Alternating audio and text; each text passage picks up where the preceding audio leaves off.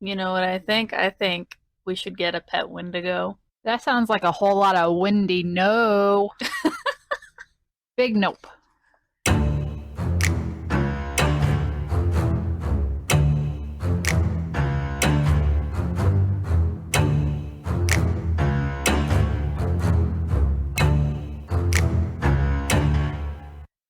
Hello, hauntlings! My name is Alyssa, here with my ghoulishly gorgeous wife and co-host Lindsay. This is Macabre at Midnight, where we dive into all things that sit on a scale, starting with the adorably spooky and ending with the truly disturbing.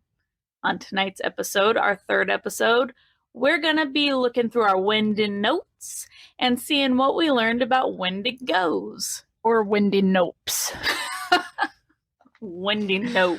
Yep. Before we get into it, though, I do want to mention a few things.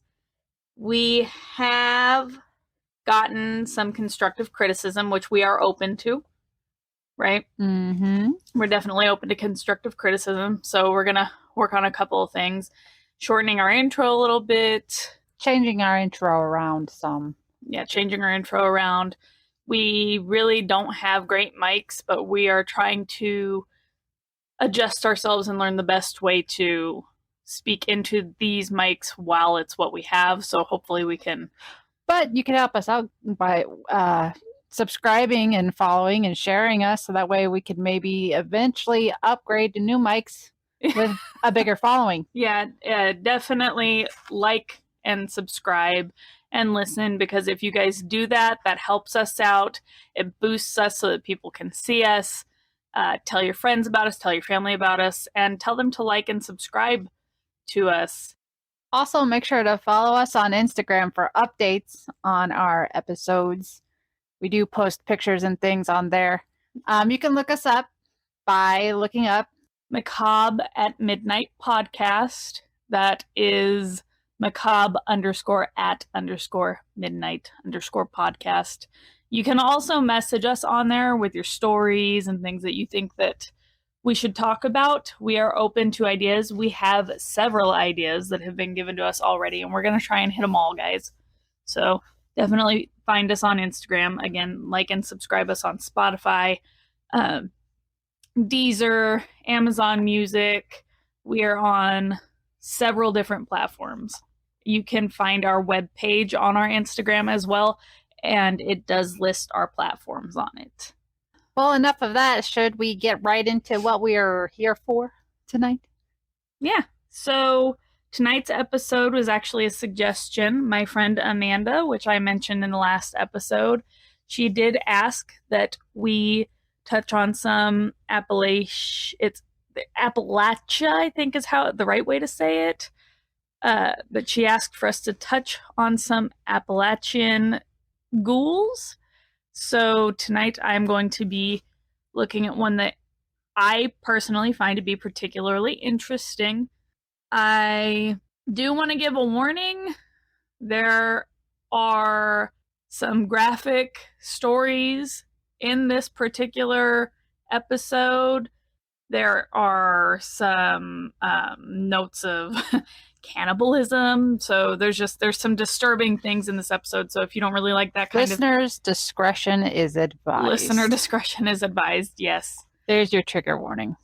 But we're going to go ahead and we are going to talk about the Wendigo, because personally, I think Native American spirits are terrifying. I really do. I know a lot of people say Japanese spirits are terrifying. I've heard that a lot, and I agree with that. But the ones that really scare me are the Native American spirits. Well, I know that the Native American culture in general is just a lot older than what some of our others are. So this stuff goes way back before colonists. Right. The Native Americans have been around for a long time. You know, they're all through North America and South America. They've been around for a long time, and they're really in touch with the land. You know, even now, I'm actually in college for animal science, and this is a little off topic, but I think it goes to show how the natives still try to connect with the land. I had to watch a video in my eco-literacy class that talked about empathy and understanding other people's points of views. And there was a gentleman in the video. He's Native American in California, and he was talking about how their people still try to learn from the animals. And they, that's what has helped them to exist for thousands of years as a people, is to pay attention to their natural world and environment, right? I like that. I think people could learn a lot from animals. Right, exactly.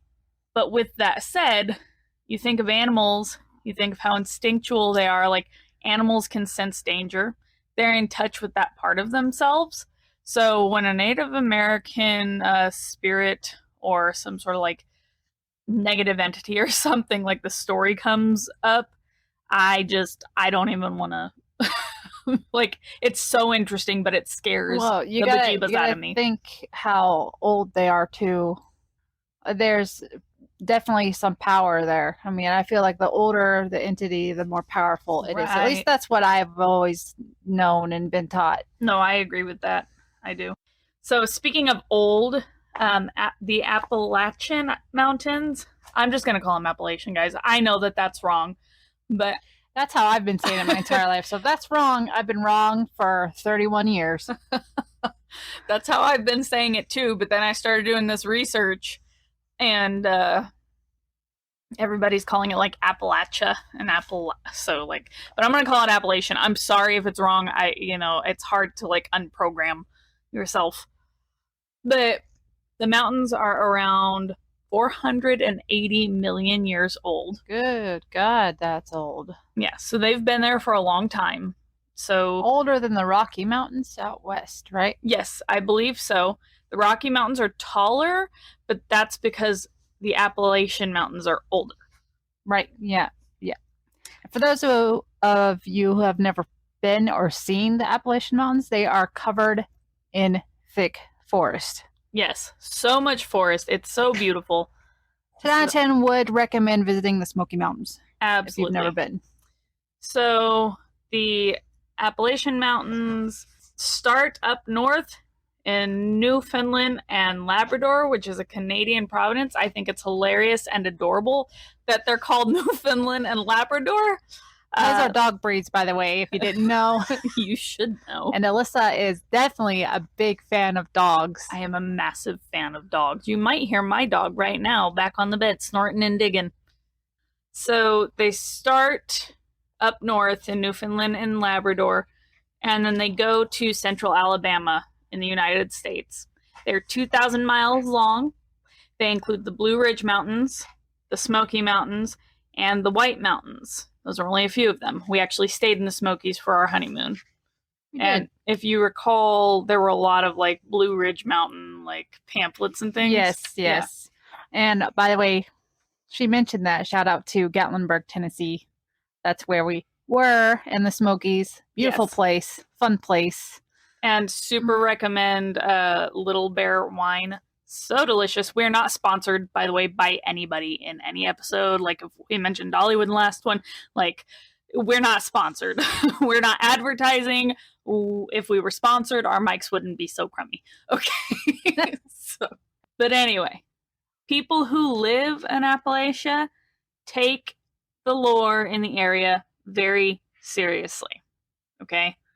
There are people there who like practice folk magic. It's not just the natives, people there who practice folk magic. I heard that it's a mix of, there's like some African culture there, there's the native culture, there's Germanic cultures, and just like there's all these different cultures, and they come into like a lot of different practices. Okay. Numerous people who live in the area have rules that are just kind of widely known all throughout. Some of these rules include: do not whistle. Don't like that. Don't sing. Okay? Don't sing? Don't whistle or sing. All right? I don't know if you've heard the whistle thing before, but I have heard don't whistle in the dark, or like don't whistle after midnight in the dark. All of that just sounds terrifying. I don't like that. First of all, why would you even be out there in the dark? Because, like I said, covered in trees, no lights. Lots of critters in the dark. Okay, but I can tell you why. Camping. Okay. There are people who do enjoy going along the Appalachian Trail, which is a massive hiking trail for those of you who might not know. Well, let's finish our rules here, and then we'll kind of mention that trail. Okay, so yeah, whistling, singing, no, like, don't do it. If you hear your name being called, no, you didn't. Yikes. No, you didn't. So make sure you keep track of who you're with or without. Yeah, that will actually come back to this whole Wendigo thing. If you hear voices that are close, they're far away. If you hear voices that are far away, they're actually close. I don't like that. I hate that, actually. That sounds awful. Do not leave the marked trail. It is marked for a reason. And don't stare into the trees, because I actually delved a little further on this one. Don't stare into the trees because the cryptids are watching and they can camouflage very well. That's worse. I hate that more. I hate that more than the other thing. Oh, God. Lindsay hates it all. Yep, that's a whole lot of nope for me. She's already rating this based on our scale. I don't know. It might get worse. You were talking about people getting lost on the trail and things. Yeah. There's actually a guy who was on, there's a whole documentary we watched on the Explore With Us YouTube channel on a gentleman who actually died on the Appalachian Trail. They don't know how he died. They didn't even know who he was. He was a John Doe, and they found him like emaciated in his tent, and they said he had been dead for a while. And yeah, I think I remember he went by the moniker Pretty Harmless. Yes. And so that's interesting. I would highly recommend watching the Explore With Us. It's a good watch. It is. Definitely a good watch. It's very creepy. I will put it in our listener notes. So yeah, check out Pretty Harmless's story. On to our topic here. The creature that we are looking at is complex for various reasons. It is believed by Algonquin-speaking tribes, which include but are not limited to the Cree and the Innu. There were like 5 of them, but I will butcher their names, and I want to like try as hard as possible not to butcher anything, so I didn't put them all down. But yes, so they are believed by the Cree and the Innu. These tribes, their home is in generally around western Quebec. Southern Canada. Yes, they're in Canada. Okay. Descriptions of this creature, the Wendigo, or some of the tribes, call it the Wendigo. Their descriptions vary, but ultimately they are the same at their core. The Wendigo is a spirit of greed, gluttony, and famine. It is a humanoid, cannibalistic monster in North Native Algonquin folklore. It can also be described as a state or condition in which someone is insane and possesses a propensity to commit cannibalism. So just like a person who's been, like, who just eats people, like, kind of possessed by the Wendigo spirit or something. They can also be described as a greedy, insane, or morally deficient individual. And all of this is from the Cree noun Wendigo, per the documentary that I watched, which was called Wendigo Demonic Evil. I will also put that one in our notes, the link to that one in the notes. It was pretty interesting. It took a very scientific, like, factual approach, but it was really interesting. So I highly recommend it. Check it out. Here's one of those tribes. I don't think I'm going to say this right, so I apologize. The Ojibwe call it the winter cannibal monster. Ooh. Mm-hmm. I don't know if I like that. That's almost worse. That's almost worse. Than what? Than Wendigo. Windy boy. Wendi-no. Oh, another thing that I read said that Wendigo, again, I don't know if this is true or not, but it means owl. What? I don't know. Why? That in their language. But why? I don't know. I didn't like delve further into it, so I don't know if that's factual or not. That was just like something that I saw. Okay. So, what does the Wendigo look like? Now, I've seen a lot of different types of images on these things. They're in video games. They're in Yes. creepypastas. They're just all over the internet. They're in pop culture. I was listening to something earlier that was mentioning how often the Wendigo is brought into pop culture. I've never seen the Hannibal movies because as much as I love creepy things, I have a very difficult time watching gory movies. But Hannibal, I guess there was a dream or something that had a Wendigo in it. Have you seen? I actually have never seen the Hannibal Lecter movies or any of those. Okay. So then I can't. So I can't confirm that. I guess Stephen King's Pet Sematary refers to Wendigos. I haven't read the books in such a long time, and I've never seen the movies. It's been so long since I've seen those movies, I can't remember either. There is another Stephen King book that I can think of called The Girl Who Loved Tom Gordon, and there's a creature in it. It's not a Wendigo. It never states that it's a Wendigo, but it makes me think of a Wendigo. So, in every media I've seen them in, they're always like these gangly, like emaciated, like human-looking things. Okay. Well, yeah. So often pop culture will depict it as something that is tall and thin. Oftentimes it's very dark in color. It has like a deer skull for a head and like antlers. I'm sure you've seen that. Yeah, that's what I've seen mostly on the internet. Yes. Pictures when you look it up. Right. However, it is most commonly described, as you said, as an emaciated beast. It stands about 15 feet tall. That's too tall. That's too tall. Yes. Does it walk on two legs or does it crawl around? It walks on two legs. Ugh, I hate that.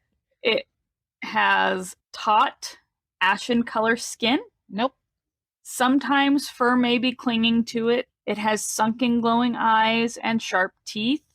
The lips are often described as either severely chewed up or gone because it eats them due to its desire for human flesh. So it just like eats parts of itself. I don't like that. That's gross.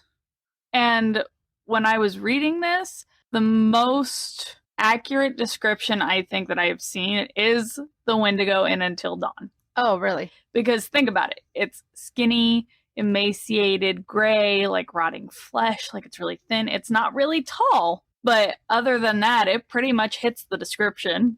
Yeah, if you guys didn't know, Until Dawn is a horror video game. Super good. It came out, I want to say 4 or 5 years ago for PlayStation 4. We'll probably post it in the description so you could take a look at that. But it is about Wendigo. That whole story is about cannibalism and how these people become possessed by the spirit of the Wendigo. Spoiler alert after the spoiler. But Yeah. it's a good game. It is. Again, not sponsored, not advertising, but it's a good game if you like scary stuff. So yes, it's this creature. The lips are chewed up, skinny, ugly thingy. Okay. The first detection of this creature is usually a foul odor, and the smell is like rotting flesh. Oh. Yes. They have sharp eyesight, hearing, and a very strong sense of smell. They are strong, they are fast, and they generally tend to live in cold climates. So that's why they called it the winter. That's one reason why. There's creature, more to that, monster, but that's whatever one they called reason it. why. The winter cannibal. Yeah. Yeah, don't like that. Again, we're rating already. I also don't like the fact that it's somehow like starving but strong. Like, yeah, that's those things seem to contradict each other, I think. They do. I'm glad you mentioned that. I didn't even think of that. That's hilarious. It can move very easily in deep snow, ice, any sort of wintry conditions. Well, I bet so with those long, gangly limbs. What's deep snow if you're 15 feet tall? I don't know. It's like, so, you know, when you go outside and there's like 3 feet of snow, you're like, oh my god. Yeah, that comes up to the thing's ankles. It's like, don't even worry about it. It comes up to its ankles. Yeah. That's like 1/5 of its height. Yeah, it is. Another thing that you're going to... Now, when I was researching, I couldn't find a lot of research on this, so I don't know if this is like pop culture or if this is true, but they can mimic voices. I hate that. Remember, in Appalachia, if you hear your name, you don't hear your name. Maybe ask Timmy next to you if he said your name. Right.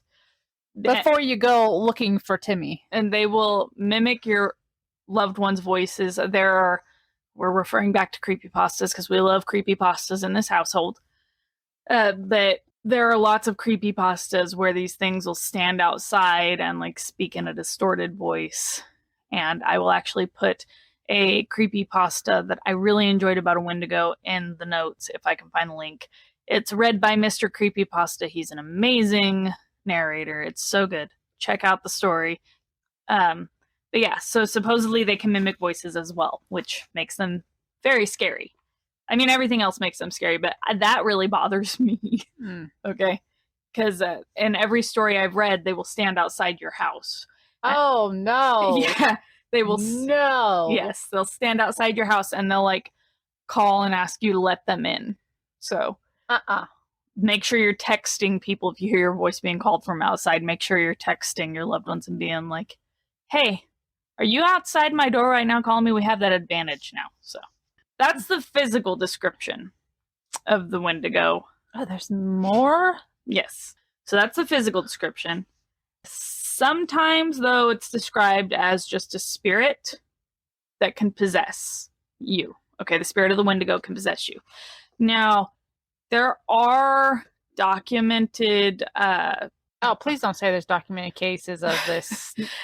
Don't be going and saying, yeah, there were documented cases where people just went crazy and started eating people. Well, no, that's not what I'm saying. Just hold on. You're getting ahead of me here.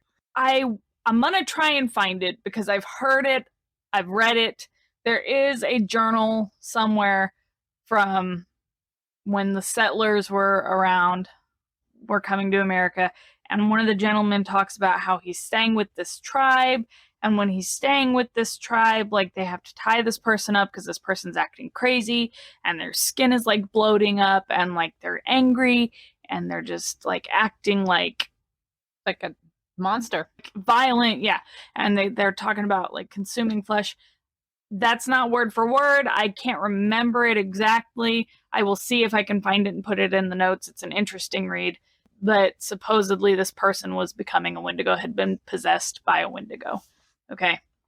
So how does one get possessed by a Wendigo? Like, what do you have to do? That is so funny that you ask, because my next note here says, how does one become a Wendy boy? So it's hilarious that you asked me that. All right, well, let's hear it. There are a few ways that you can become a Wendigo. So listen closely if you're interested in it. Don't, and pretend you never heard it. Then you gotta worry about it. If this is something you're shopping for, or not shopping for. So the first way is to be tricked into consuming human flesh. You can be tricked. Like, you could, like, eat it and not know it and become a Wendigo. That's, yeah. That sucks. What if someone doesn't like you? And it's like, you know what? Here. I'm going to trick you into eating human flesh. I'm going to make you into something that nobody likes. Oh my God. Why would you do that, though? I don't know. So you could justify getting rid of that person? I don't know. Oh my God. Okay. Okay, so you can be tricked into eating human flesh.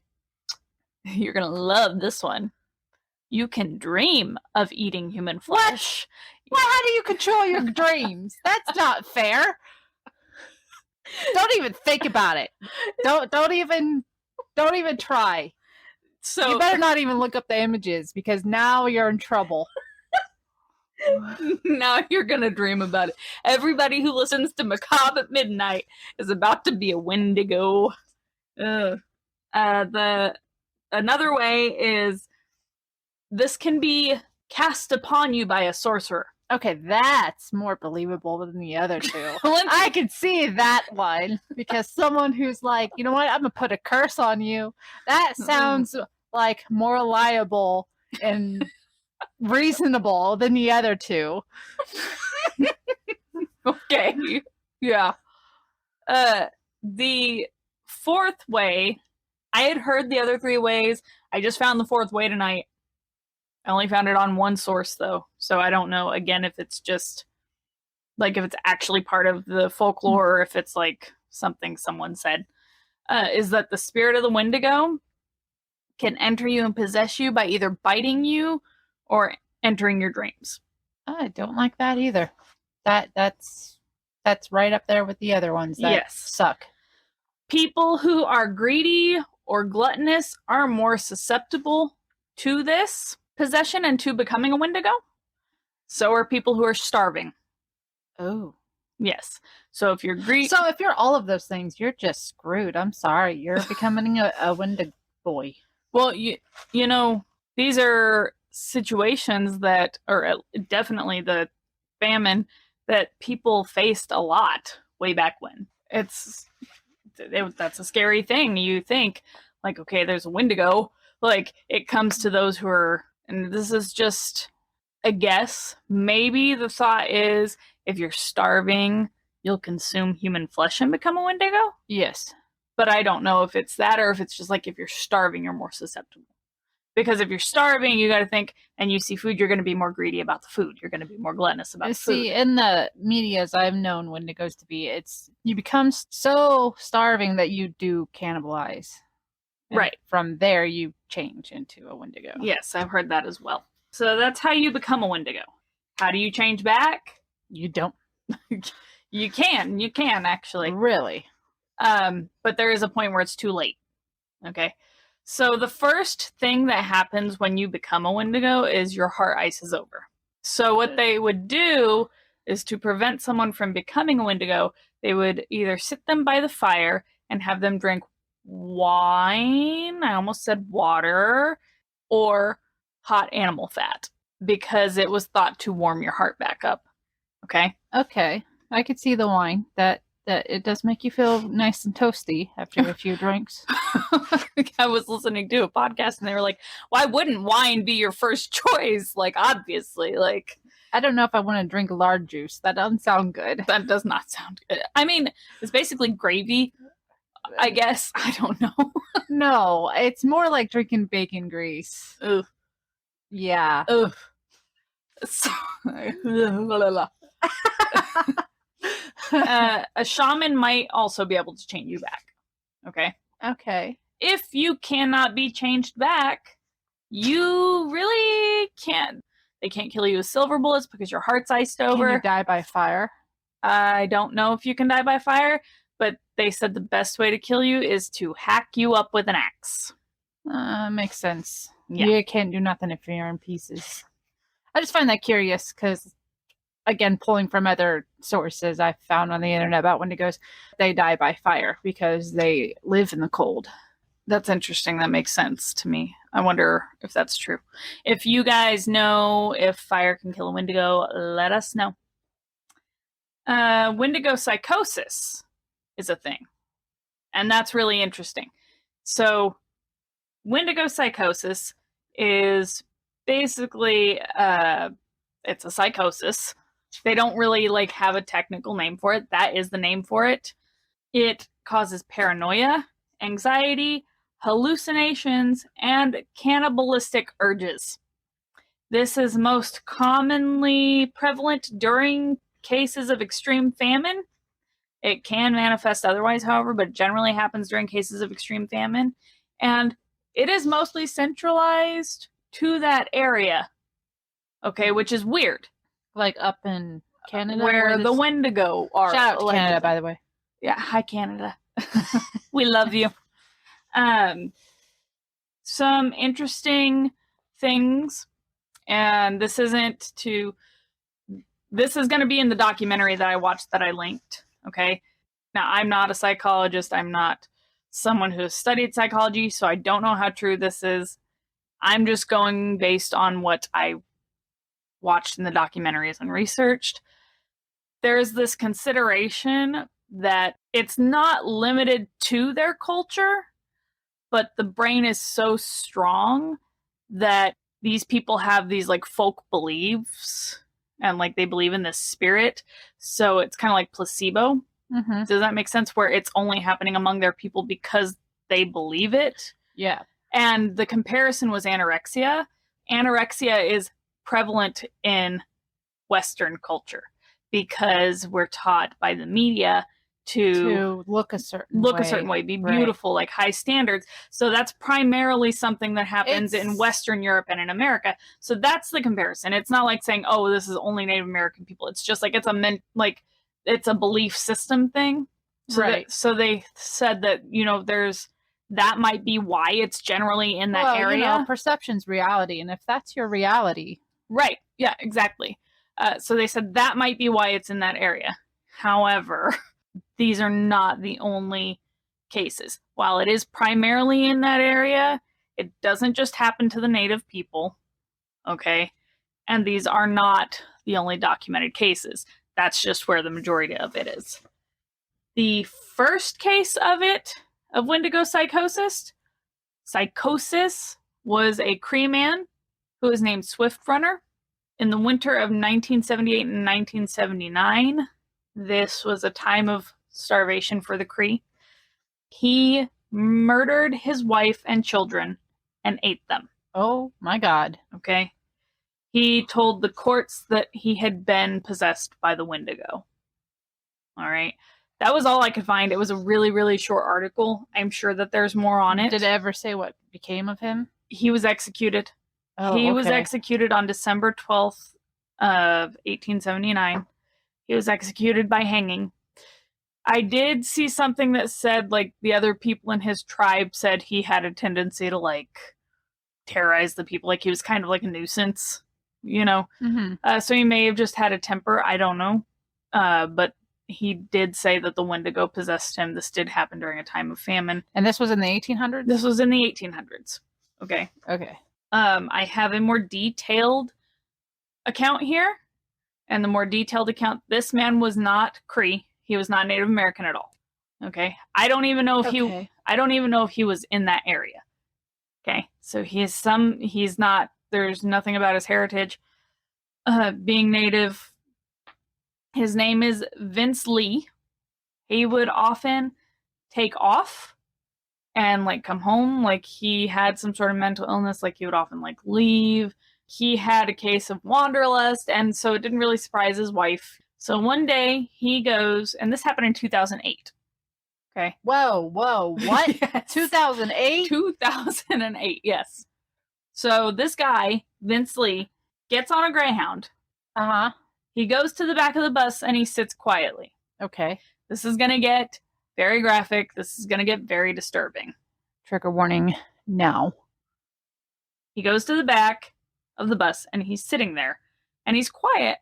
But then all of a sudden, there's a gentleman who is sitting by the window or sitting, away from him. He has his headphones on. He's sleeping. He's listening to his music. His name is Tim McLean. Okay? Okay. Now, Vince Lee goes up and stabs him. Oh, damn. Right? Just like that. Yes. The driver and two other men tried to help, but it was too dangerous. They ended up having to get off the bus and locking Lee on the bus. Lee calmly beheads Tim. Oh. And then oh my God. So they just locked this guy in the bus with this other guy. And he beheads him. And then Lee eats Tim's flesh. Oh no. They found his ear in his pocket. When the police came, he had the guy's ear in his pocket. Okay. He was saving it for later. Lindsay, that's not funny. It's not. That's a terrible joke. That was dark humor. That is vile. I'm sorry. I'm trying to make light of it, but that is vile. It's horrible. Like, that's the reality of it. And, like, the reality of it is this man lost his life. That's sad. That's right. Absolutely. It's awful. But Lee stuffed his ear in his pocket like a freaking nasty. Like a weirdo. So, psychiatrist stated that Lee was going through a psychotic phase and that he was now coming down off of it. Okay? During his trial... Sounds like this man should have been hospitalized a long time ago. Well, during his trial, The only thing he would say is, please kill me. Oh my God. Because he realized what he had done. Allegedly, he didn't know what he was doing when he did that. This is... So it's like he had some kind of psychotic break. He was filled with regret, which apparently was pretty common. So you would get these people, these families, small families that were living together, like families of 5, and parents would, again, trigger warning, parents would eat their children. Oh my God. And then they would be filled with regret, and they would go crazy, and they would believe, like, and that's Wendigo psychosis. They would start going crazy because they were filled with the regret, you know, like, it's just a circle. It's a giant freaking circle, and it's awful. Okay, so that was common.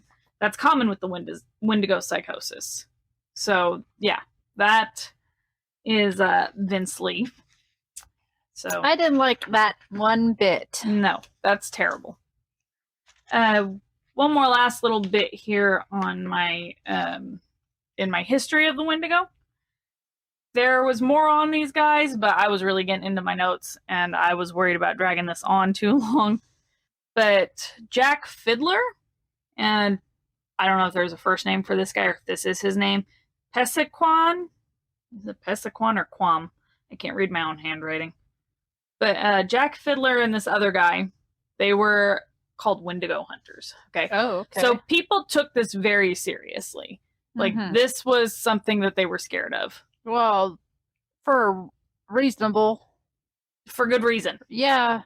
Good. I'm sorry. I'm so stunned by the last story that I'm just like shell shocked over here. Yeah. I don't blame them for wanting to hunt these things down, man. For reasonable. I want a shirt that says for reasonable. I'm just coming up with great one-liners over here. We're gonna have a whole shirt line based on Lindsay's quotes. Yep. For reasonable. Right up there with Noodle Arms, and I'm hilarious. I'm hilarious. You are hilarious, though. So anyway, yes, Jack Fiddler and Pesequan are Wendigo hunters, okay? And their people trusted them. You know, they believed that they knew what they were doing, okay? These men hunted what they claim to have been 14 Wendigos in their time. Oh, boy. Yeah. One of them, because they ended up going to prison, okay? One of them was a woman who was murdered in prison. Oh. This was like in the early 1900s, late 1800s. Okay, so we're going back in time again. Yes. So, killed 14 Wendigos. The Royal Northwest Mounted Police, not mountain, but mounted police, kind of noticed that this is going on in 1907. They're already skeptical of the Wendigo. You know, it's not in their belief system. It's not something that they necessarily have ingrained in their culture. So they're kind of paying attention. And they investigate this. And upon investigation, they find out that Pesequan and Jack Fiddler choked a woman to death with a string, who was a Wendigo. Okay. So they choked her to death with a string. But the nail in the coffin for these guys was the fact that the woman that they choked was Pesequan's daughter-in-law. Oh. So I was like, yeah, you probably just chalk that up so you could get rid of this lady. Right. And I mean, we don't know. The thing is, like, there wasn't that much information. I didn't go really far into detail. So I don't know if this woman was showing signs of what these people, like, really believe the psychosis. Yeah, like, so he may have really believed he was doing the right thing, but I didn't dive that far into it. I don't know if it was a situation where he just wanted to get rid of her. I didn't look that far into it. Right. That's something, if you want to know, research it. Don't just take my word for it. I'm not giving you enough information to draw a conclusion on it. So I encourage you to look further into it, draw a conclusion. With that said, Pesequan was hanged.